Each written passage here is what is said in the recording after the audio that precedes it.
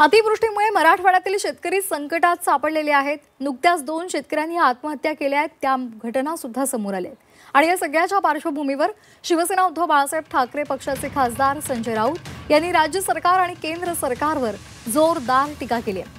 महाराष्ट्रातील शेतकऱ्यांचे असे किती बळी घेणार आहात असा सवाल त्यांनी देवेंद्र फडणवीसांना विचारलेला आहे।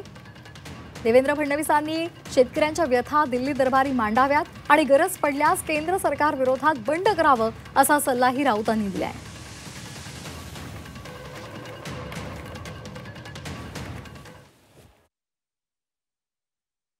पीएम केअर फंडामध्ये लाखो कोटी रुपये बेहिशोबी आहेत। त्याचा हिशोबच कोणाकडे नाहीये।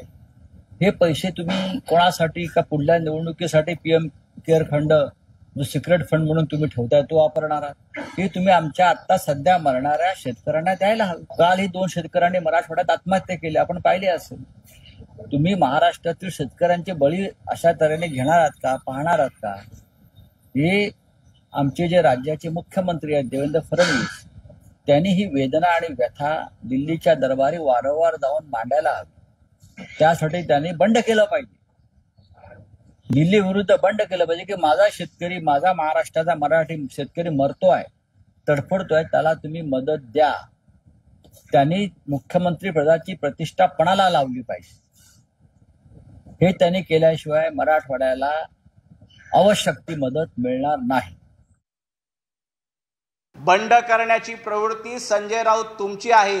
पाठीमध्ये खंजीर खुपसण्याची प्रवृत्ती संजय राऊत तुमची आहे।